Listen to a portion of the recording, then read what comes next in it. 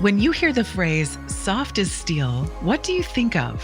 While the word steel might conjure up images such as massive high-rise buildings, where does the soft part come in? And what exactly does this mean in our work and in our lives? Welcome to the Soft as Steel podcast with your host, Dennis Doran, featuring engaging conversations with a wide range of industry leaders around soft skills. How we practice love, inclusion, social justice, and compassionate leadership that's everlasting in the workplace. And now, here's Dennis Doran. It's a pleasure to welcome my good friend Albert Carrillo to the Soft as Steel podcast. Albert is the CEO of the Western Wall and Ceiling Contractors Association. He has been in the construction industry for over 40 years, beginning his career working for a plastering contractor, learning on the job first as what is referred to as a mixer. But before beginning his career in the construction industry, he spent about 4 years studying to become a lawyer while managing an auto parts store. He finally realized, with little help from a good friend, that being a lawyer was not the path. The same friend asked him a simple question: do you want a job where you can make $7 an hour? Albert said yes, and went to work for a contractor as a mixer. He moved from the plastering trade to work for a company in the related exterior insulation and finish systems industry as a technical customer support manager and later a sales manager. In 2008, he joined the Western Wall and Ceiling Contractors Association, and he became their CEO in 2017. Albert, welcome to the Soft as Steel podcast. Thank you, Dennis. Did I get the journey about right? Yeah, no, the journey's right. Yeah. I was going to be a lawyer. I had big aspirations, very large dreams. So let's start right there, because that raises an interesting question. So again, this is the Soft as Steel podcast, and you've suffered through many a conversation with me, and I love talking about soft skills. So what were the soft skills that you learned as a mixer and then as a plasterer? What soft skills did you learn back 40 plus years ago? Well, yeah. So the first thing I had to learn was to keep my mouth shut and keep my ears open, because the information I was being given, I needed to remember it. And there was mixing ratios and certain procedures that you had to follow, and certain guys needed their mud before other guys. And I had to learn those skills so that they would ask me back the next day and ultimately give me a check on Friday. So that was the beginning of learning soft skills, keeping the eyes open, the mouth shut, and the ears open. Yeah, very good. I'd elevated to say that you learned quite a bit about active listening back in those beginning days. I didn't know there was a name for it, but sure. Well, there wasn't. We just made that up, but it sounds good. It sounds good. So the people that you work for, I guess your foreman or your superintendent, how did they motivate you to do a good job and do what they needed? What was motivation like then? I think most of all was just them talking to me and being willing to teach me. Back in those days, you didn't move forward unless you showed, that you knew your job very well and you're willing to learn. There are other guys that would just go and they would just mix and tend, and that's just what they did, and they liked it. But I always wanted more. I wanted to learn how to plaster, and I would question them. Well, why do you do that? Why do you move this way? What are you doing here? I've just been a very curious person my whole life, and I think that kind of helped me earn some respect. Well, that, and I did my job really well. But just by working hard and listening again and asking questions, sometimes they'd have to tell me to shut up. So if I were to run across one of these people that taught you a lot about trade early in your career to describe you in terms of what they liked about you, what would they have said about you in their words? Dependable. Dependable? Yeah, I got a lot of dependable, that they could always count on me. I was always there, the first one there, the last one to leave. I fell in love with the trade. I didn't expect to. I didn't even want to be in construction. I fell into it. Mm-hmm. And it turns out that I really, really liked it. It's so self-gratifying. So they knew they could count on me. And I got asked to do side jobs. I got asked to do some of the specialty work, because they knew that they could count on me to get them the mud properly. Mm-hmm. So what was it about the law? As you went to college and spent that time, what did you figure out after 4+ years? Well, I figured out I don't like school. Mm-hmm. I just didn't. Right out of high school, my uncle was a union electrician, and my cousin and I are the same age, and he had a job for us in the electricians union. So I went and did the agility test. I did the written test. I passed, and I got accepted. And I'm just, having conference with my dad. And my dad's a college graduate. He was a teacher and eventually an administrator in high school. My mom, graduated from nursing school. So that was the path. Go to school, learn. And I just was talking to him about electrician. And he goes, yeah, why don't you go to school first? Try a year of college or two. And then you can always go into the, working with your hands, son. But you want to get a job where you use your brain, you'll make a lot of money. I go, yeah, who makes a lot of money? He goes, lawyers do. All right, cool. I'm going to be a lawyer. And I like to argue with people. So I thought, those are the two things, right? I'll be a good lawyer. Make a lot of money and argue with people. Oh, just such an immature mind at the time. I basically didn't know what I wanted to do. Isn't that true even today of people of that same age? Yeah. Yeah. So it's kind of like, we talk a lot about generational differences, and generations having different values. So you were the young generation at that time. You were working with what now would probably be called traditionalists. Very few of who are in the workforce, if any, currently. Did you see that they were different from you in terms of what was important to them? Or were you just there, just kind of soaking it all up? I was kind of soaking it all up, but the old adage where you want to emulate people, you want to be like them. They earned a lot of respect through me, and I had a lot of respect for them. And one thing about the plastering trade is when the work is done, that stucco building's up for 30, 40 years. Man, you drive by it 15 million times, and that's how many times you tell your kids you did that building. It's all relatable. But that whole creating with your hands, the artistic style of it, and them teaching me these little, just the smallest moves they make, the intricacies, and I'm fascinated by that stuff. Doing things economically, a little bit of effort for a whole lot of work, that kind of stuff. So it fed right into my personality. Mm-hmm. There's a lot of talk about our generation defaulting our children to, okay, so you went to grammar school, you went to high school, and now you should just go ahead and go to college and figure out what you're going to do. What's wrong with that? Well, back then, nothing. But today, I don't think college is an answer for a lot of people. I think college has lost and I'm using air quotes here, the scholastic presence it once had. Anymore, they have junior colleges, private colleges, this college, that college, this, you still have your Ivy League schools. And yes, and don't get me wrong, I think there are trades and careers that absolutely need the college.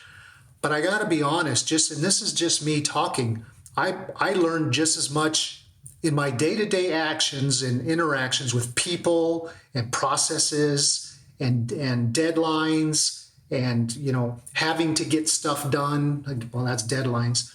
I learned a whole lifetime of what I consider really handy knowledge that I didn't have to go sit in a classroom to learn. I just, my brain is just too, I don't know, frizzy. I don't know how to describe it. Frizzy. There's so much to do. Frizzy, yeah. There's electrical outputs all the time. I think you've come up with a new term to describe a brain as being frizzy. Yeah, this could be, this could be newsworthy. I mean, I'm thinking. Yeah. I scare people when I talk to them what's in my brain because my mind wanders in a lot of places. I mean, it's part of the creative side that I'm blessed with. Yeah. And it's helped me in my career quite a bit. So I think college just kind of choked me down. And that's me. That's just me. Yeah. How did your parents feel when you finally, pulled the plug on college and got into the trades? How did they feel about it? Well, they were okay with it. Dad was a little disappointed. And at the same time, my brother, who's 2 years younger than me, went away to college. He went to Socorro Tech, and he graduated with a petroleum engineering degree. And that was right at the beginning of one of the first oil busts. So it would have been 78 or 79. So he couldn't get a job. And Guess what he ended up doing? Working in construction. He's a plasterer. Yeah. Yeah. Yeah. He made that a career? He made it a career, had his own company, had 2 companies. He's still involved in the industry. We don't spread mud anymore, but all 3 of us brothers ended up in the plastering trades. It just worked out that way. Yeah. It's the thing that I continue to be amused by is seemingly how difficult it is for people to embrace the idea that there is not a single path to progress into a career, that people possess different innate abilities and skills, and they also have different soft skills or qualities that if recognized and appreciated, will put them on a better path. How do you, and again, your association is comprised of contractors that are signatory with unions. So it's a union workforce. The unions have apprenticeship programs. Let's get into that a little bit. How are they doing as far as from your perspective with your members who are contractors? How are the unions doing with finding, informing, attracting, and recruiting new individuals into the trades? How are they doing? Well, recently there's been a surge or a growth in interest from people who have not considered construction as a trade. But to talk about the labor shortage or getting manpower, I was talking to somebody and they read a magazine from a National Construction Association. And this magazine was printed back in 1928, 29 somewhere. And the headline was, "Labor Shortage, Will It Ruin the Construction Industry?" So I think we get a lot of confused or twisted up about this labor shortage. It's always going to be that we'll never have enough people to do the work that needs to be done. But as far as the unions going and training the apprenticeships, they're doing an excellent job. I wish I was a non-union worker. I had never had a chance to be in a union because I did most of my work in Arizona, and there was no plasterers union here. They had left. I think right to work state. I don't know all the reasons behind it. There was just no union. Had I known what a union could provide, I would have definitely signed up union. I mean, the apprenticeship, I got apprenticeship training from old guys who used to be union guys. So it was kind of a off the cuff training program, but it was effective and they taught me well. But the programs that we have now are, they're well thought out. They have curriculum that, for instance, the carpenters share with the unified school districts in California to bring shop classes back into the high school programs. They are that effective and that well thought out and that productive in their teaching that they now have curriculum they can share with school systems. And that's big. So yeah, it's the old stigma of unions. I never do quite get it. I must admit, back in the day, I thought, I don't ever want to be a union just because of that word union. But what I know now and today, and what we're trying to get the message out, is that there's more than just the name union. It is a lifestyle. It is a career path. It's a forever thing if you want it to be.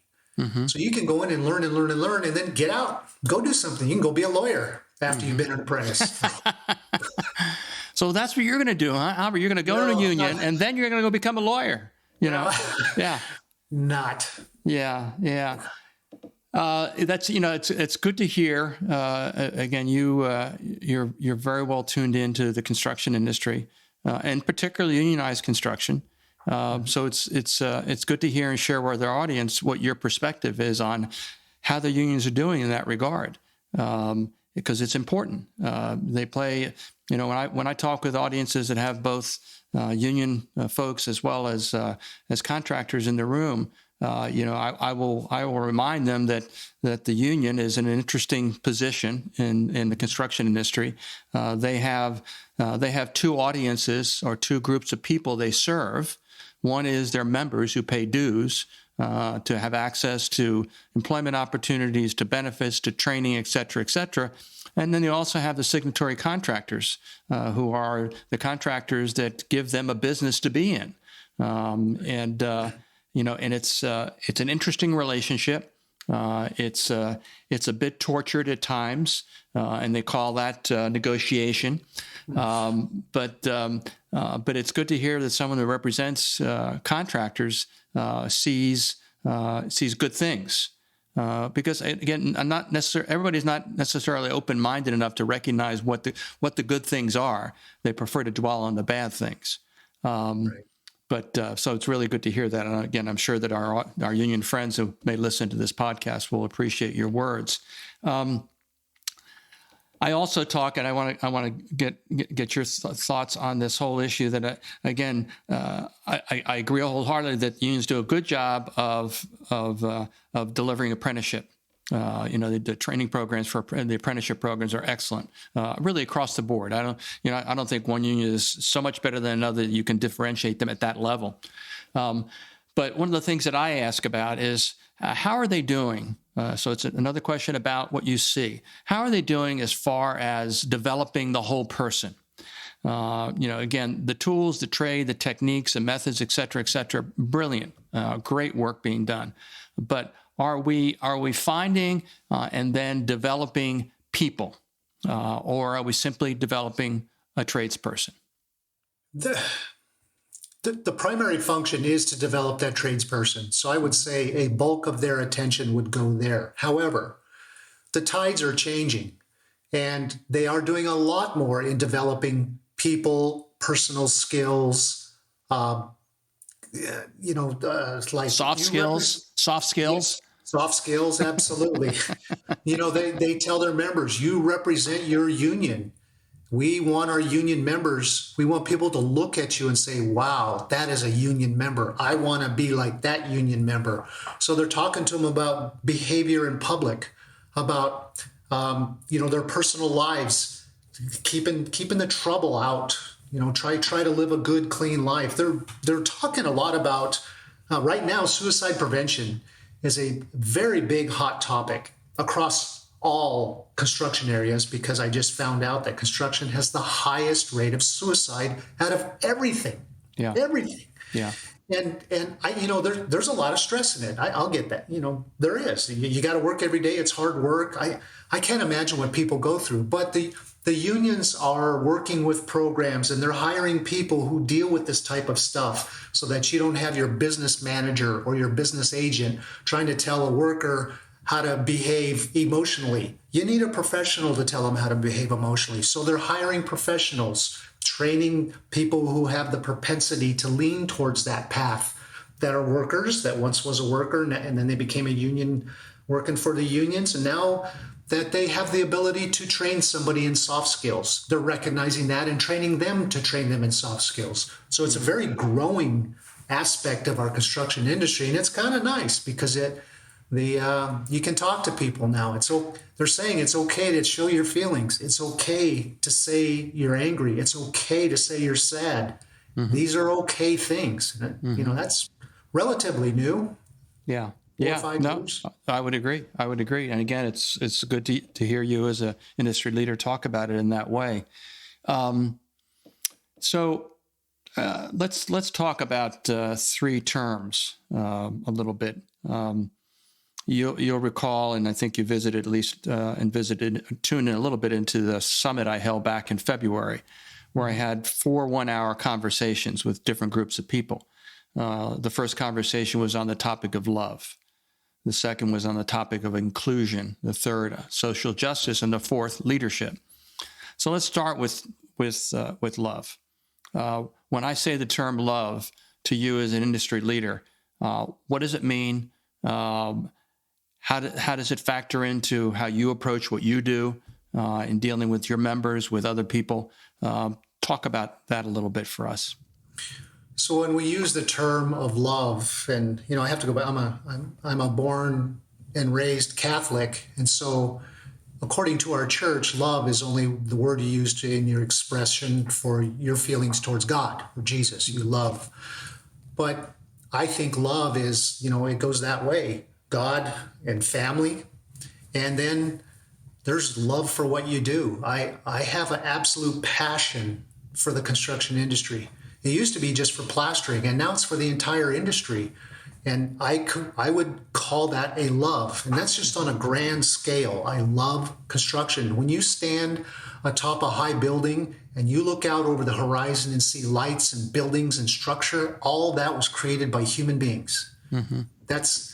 And that just gets me right in the feelers. That's my love. Mm-hmm. And then what I'm learning, in part by hanging around my good friend Dennis Doran, is to love people. Love them for who they are. Everybody has a unique personality. And I think I was blessed with the ability to see that in people, to try not to make a shy person be the one go out there and, talk in front of people. Or if guys didn't like working together, I wouldn't put them together. Just try to understand that there are different personalities. And at the end of the day, we're trying to get as much mud on the wall in the shortest amount of time that we can. Mm-hmm. So you move the people where you need them to do that kind of job. Mm-hmm. And that in turn becomes a form of love. Mm-hmm. It's a love for people and how they are. Yeah. And then of course, love for myself, not too much, but enough where if I don't love me, I'm not going to love anybody. Right. So that kind of sums up love for me. I like you used, when you talked about yourself, and again, one of the things I think is fundamentally important in terms of being able to be more successful and also happier in business and life is to begin by understanding yourself. And you add the other ingredient of, we're imperfect human beings. So I shouldn't be all pissed at myself if I'm not perfect. I need to be okay with me. And if I learn some things about myself, that gives me a better ability to learn things about other people. You also use the word passion, which is it's a great alternative to love, because it really talks about the fact if you're passionate about something, it makes you excited. You want to do it. You want to see it. You want to feel it. All those kinds of things. And that's, love, passion in that sense. And that's the way my mentor, Steve Farber, talks about love. He talks about it as something which generates energy, energy to be able to take risks. To do different things, not risk in the personal safety standpoint, but risk in terms of decision making, relationships, etc. So I like your take on love. Inclusion, and closely aligned with that, but I'll call it a bit, in a sense, a darker part of it because of how challenging it is to talk about it and experience it as social justice. But inclusion, when I say the word inclusion, again, as an industry leader, what does that conjure up for you in terms of what it is and what your role and responsibility is with regards to it?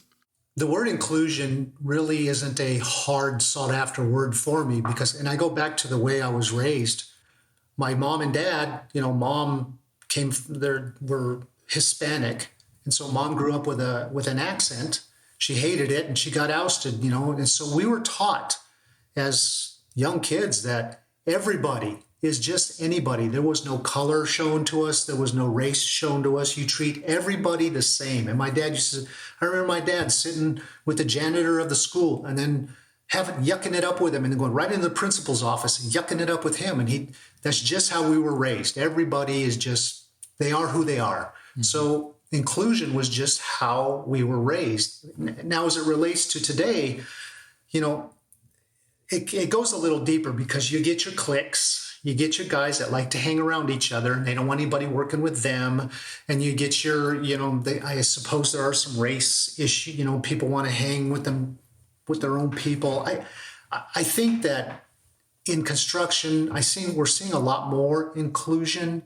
There are women in the trades, all the stigmas of manly men and anything that is not perceived as that silly notion of manly men, right? So inclusion means including people who may not have that persona of a manly man, but is still a great worker. Mm-hmm. I think at the end of the day, what you want to do is recognize where you are. And I was a plasterer. And so I wanted to have the people that were working for us, doesn't matter who they are, put out the most work possible in the least amount of time. So when you're focusing on that, inclusion just happens naturally. It just is. So I don't follow the social media and the normal whatever's going on in our society today. I think they're taking that word and twisting it to fit a agenda, but that's not what this is about. Mm-hmm. Yeah, and the closely related term of social justice, which conjures up recollections of George Floyd and Black Lives Matter and all those things. I would imagine your thought process is similar there, and that is that I was brought up, and this actually gets right to the critical issue that kind of merges those two thoughts, and that is this notion of what bias is all about. Mm-hmm. And again, if you were raised in a certain environment where certain things were a particular way, where someone that did look different to you was viewed differently by your parents or your friends or the circle of people you were in, you would over time naturally your brain would get wired with these imperfect views, these incorrect views, these biases. And I think some of what's going on today is around having to work hard to correct that. Work hard to get to a place where we look at differences as not being something which separates people, but something which just recognizes that each person is unique. There are no two people alike, not even twins, not even identical twins. They could be different in terms of one liking one sport versus another, one having blue eyes, whatever the issues are. That's what we're struggling with. And in our industry, the greatest opportunities to find talented people are going to be very inclusive, to look at different races, look at different ethnic backgrounds, all those kinds of things, and view them as possibilities. Does that all make sense to you? No, I agree 100%. I think it's more about looking for the talent to achieve your goal of what you're doing. And it's going to come from a variety of people. Mm-hmm. But the beauty is everybody has their preconceived notion of how things should happen, right? In our industry, you pick up a hawk, you take the mud off, you spray it up and down, but then you get somebody next to you who does it just a little bit different. So they bring in their little spice, right? Their little flavor that's different from yours. And you go, oh, that's kind of cool. Mm-hmm. And before you know it, you have this mishmash of really cool ideas that are helping you achieve your goal better. So if your mind is closed off to the possibilities, just when you're looking at the package and not the process, you're going to miss out on a whole bunch of stuff. Mm-hmm. And people being individuals, it's just awesome to be around new people. I enjoy sharing with people and understanding where they come from. It's amazing. I travel a lot, so I get to talk on airplanes and airports to just complete strangers. It's just fascinating, the lives that are out there. Fascinates. Yeah, I agree. And I tend to talk to people too. I'm a little shy, I'm a little introverted, but I can be at times. Yeah. So now let's go to leadership. We've already been talking about it in a variety of ways. As we're having this conversation, and for the industry of construction, but also just in general in commerce, communities, et cetera, just our world. There are leaders of all types, all sizes, all shapes, all ages, all backgrounds, just all over the place in different ways. What today, if you're sitting with a group of people saying the biggest challenge we have as leaders today is blank? I thought I'd give you an easy question. That's a high inside fastball right there, Dennis. Mm-hmm. Yeah. I think what happens is, back in our day, leaders are the guys who just stepped up and led, right? They were not afraid to take that step or to try that path or to do this and to say, hey, you people need to follow me because this is the way to go. But I think leadership now is everybody thinks they're a leader. Too many chiefs, not enough Indians. And you have these, I don't know, people who like to talk coming onto these platforms, and they're just spouting leadership things. And there's some really good things in there. And I don't want to take it away from anybody, but, true leadership is, first of all, you got to be that human being that wants to step forward and say, I will lead this. I will lead it. You cannot be afraid to say yes when opportunity opens a door. There are many doors that were opened for me. And I always chose the ones where I could have the potential to be the leader. I never chose the one where I would have to be the supporting person.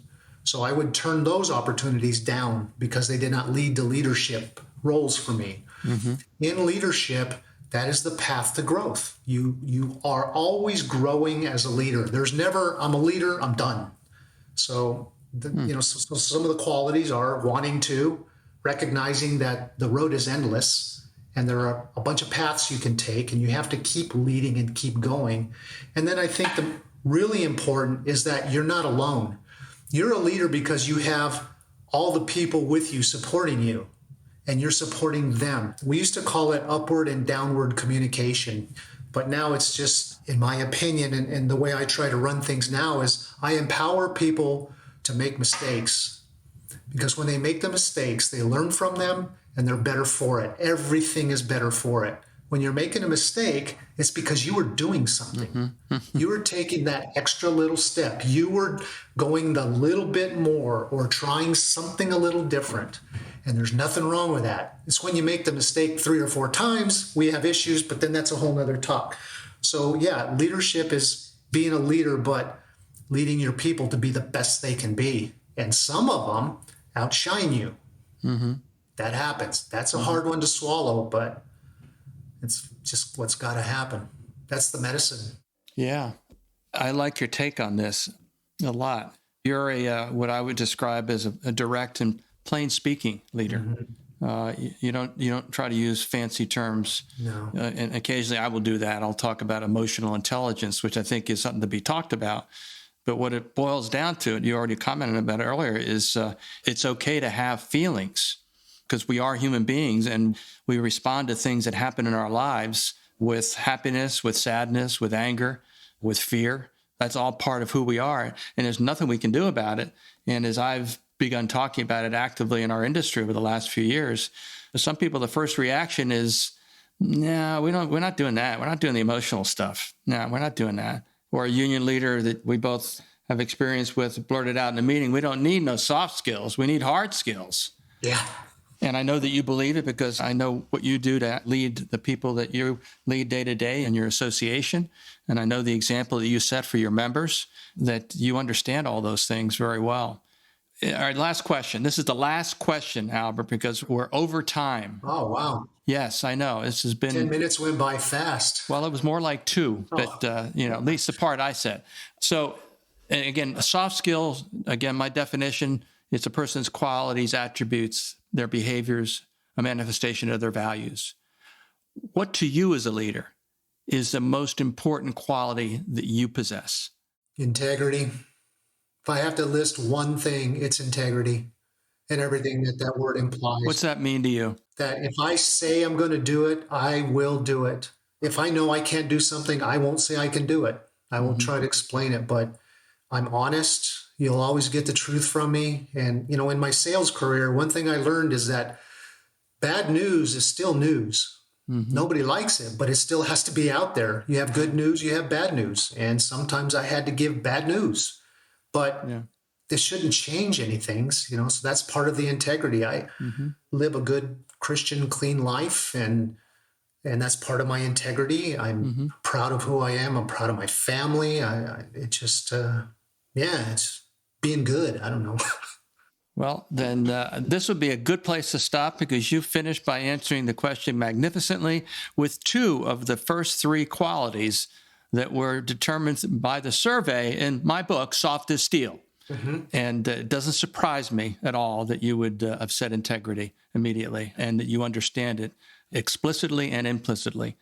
Albert, thank you for your time. It's not enough time, but I was told that if these conversations ran more than 30 minutes, people might not listen to them because they'd say it was too much time.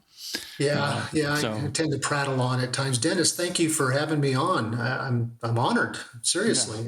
No, this has been a great conversation, and I'm grateful for you. I'm grateful for people in my life that are sitting with me and having these conversations. And I think what we talked about will be listened to and appreciated by the audience that this podcast will reach. Wow. and I would be flattered. Thank you, my friend. Thank you. Thanks for joining us today for this episode of the Soft as Steel podcast with your host, Dennis Doran. Dennis is the author of Soft as Steel and a leading speaker and trainer for organizations across many industries and verticals. To learn more about the work Dennis is doing to activate soft skills in the workplace, contact him at dennisduranspeaking.com. Be sure to check out his book, Soft as Steel, on Amazon or wherever books are sold. You can subscribe to this podcast on iTunes or wherever you'd like to get your podcasts. And please remember to share this episode with your friends, colleagues, and anyone you feel would benefit from the conversation. We'll see you next time on the Soft as Steel podcast with Dennis Doran.